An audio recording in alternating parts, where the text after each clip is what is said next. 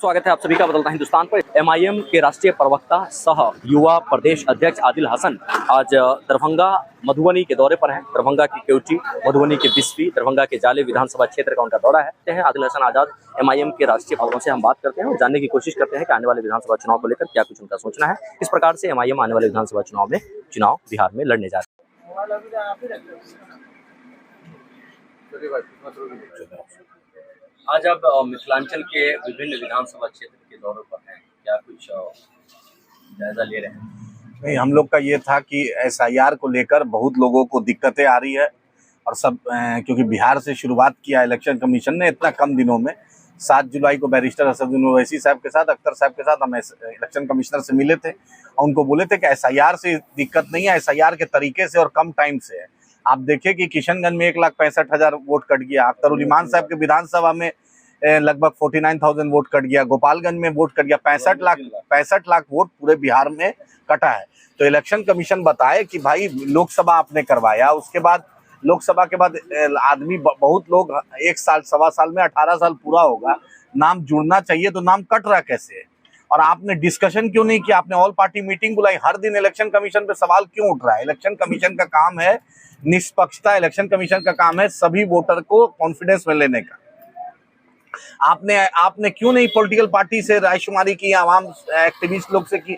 आपने क्यों किया? उसी के क्रम में केवटी में, जाले में और मिथिलांचल के विभिन्न विधानसभा में हम एक ऑफिस, समाधान ऑफिस खुलवा रहे हैं ताकि जो भी लोग का वोटर लिस्ट में नाम में दिक्कत है या जो भी और समस्या है, क्योंकि यहाँ पे तो बिहार सरकार भ्रष्टाचार में तो डूबी भी है। देखा ही आपने कैग में 70,000 करोड़ का घोटाला निकला। सम्राट चौधरी और विजय सिन्हा सिर्फ भों भों करना जानते हैं, उसके इनके अलावा कोई एक उपलब्धि दोनों के बारे में बता दीजिए।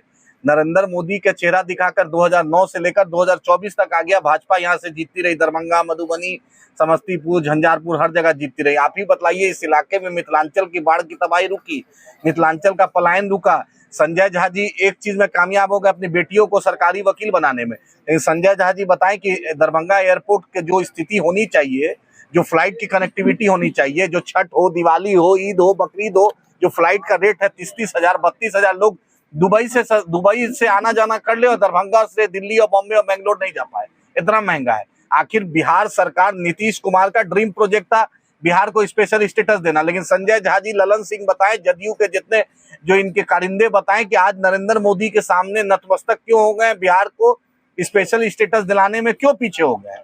आप अपने निजी स्वार्थ के चलते बिहार को क्यों? बिहार में ना क्लस्टर, ना डिफेंस कॉरिडोर बन रहा है, ना टेक्सटाइल कॉरिडोर बन रहा है, ना चिराग पासवान के मिनिस्ट्री से कुछ खुल रहा है, ना फार्मेटिकल्स का खुल रहा है। रोजगार के जो साधन बिहार में क्यों नहीं हो रहा है? आपने देखा कल अश्वनी वैभव ने एक कंटेनर का उद्घाटन किया। स्टील है झारखंड का, मजदूर है बिहार का, गुजरात में फैक्ट्री खुल रही है।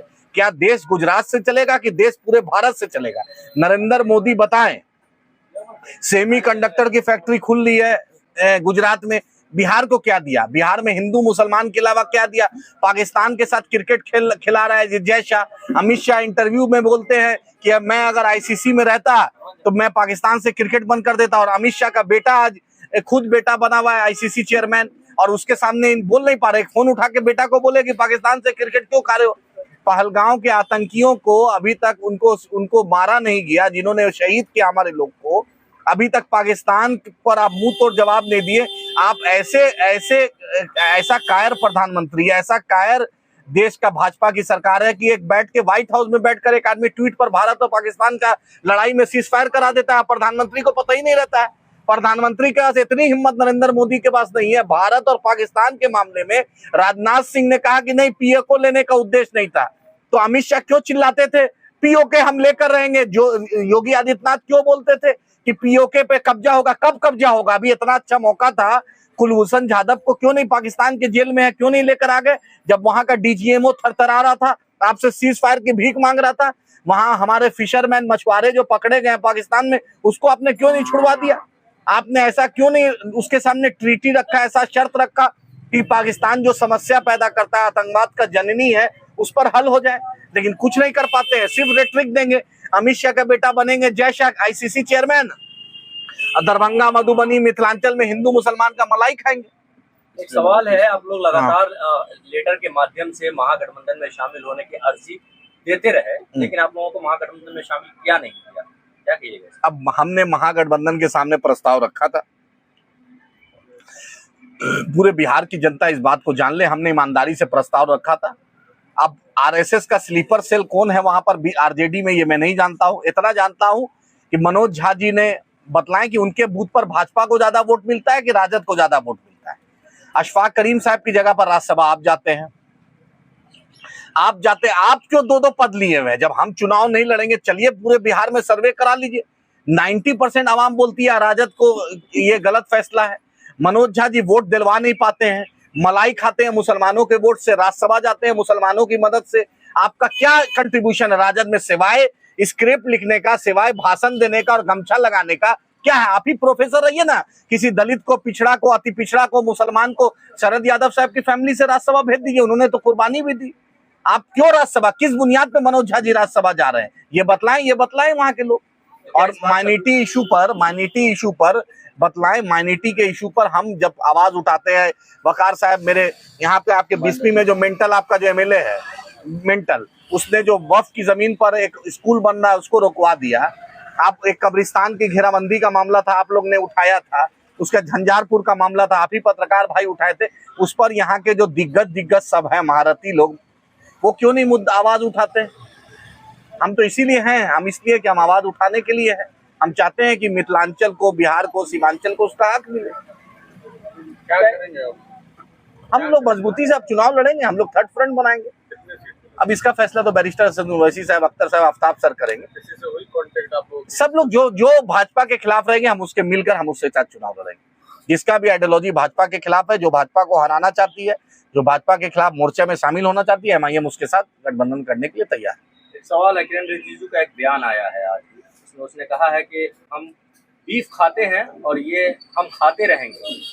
नॉर्थ ईस्ट में बीफ लोग ज्यादा खाते हैं और उस पर लागू नहीं होगा। गाय बंद करना है तो उस जगह बंद किया जाए जहाँ पर हिंदू ज्यादा है। तो क्या कहेंगे? मतलब किरण रिजिजू, ये बात तो बीजेपी तो बीफ कंपनी से चंदा लेने वाली है।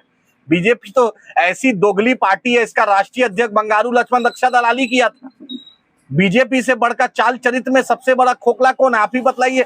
गाजियाबाद में बीफ पंडित जी पकड़ाए थे। इस देश की सबसे बड़ी 10 बीफ कंपनी है, जो सबसे टॉप एक्सपोर्टर है, वो सब जैन भाई और गैर मुस्लिम भाई है, और बदनाम मुसलमान हो रहा है।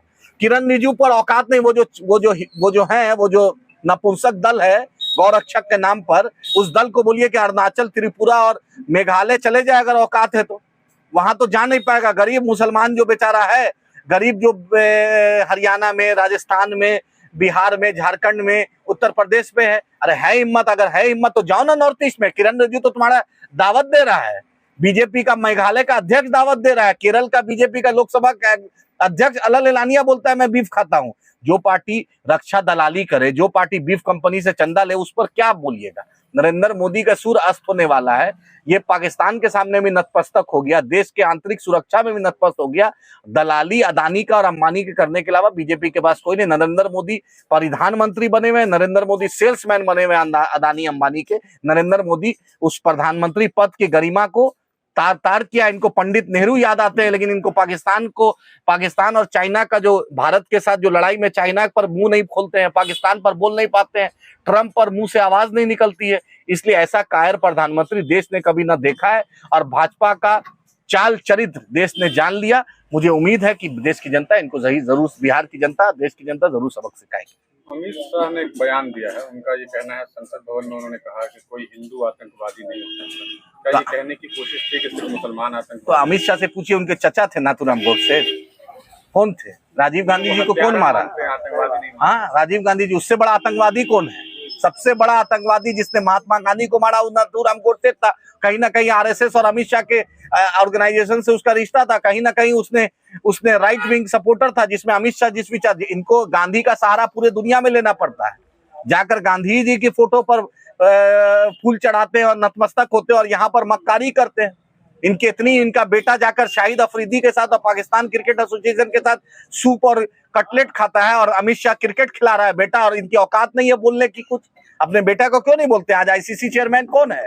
अभी उस विधवा का आंसू भी, मेहंदी भी नहीं, पहलवान में जो हुआ उसके मेहंदी का रंग भी नहीं गया, और पाकिस्तान से आप क्रिकेट खिला रहे हैं। ये दोगली पॉलिसी नहीं चलेगी। अमित शाह को बोलिए यहाँ का हिंदू, यहाँ का मुसलमान, यहाँ का सिख, यहाँ का ईसाई आपसे तंग आ चुका है। आप जरूर वोटिंग मशीन को सेट करके आप जीत गए हैं, लेकिन जनता जवाब देगी। नरेंद्र मोदी से पूछेगी कि ये आप बिहार को क्या दिए, डबल इंजन की सरकार आपने बिहार को क्या दिया।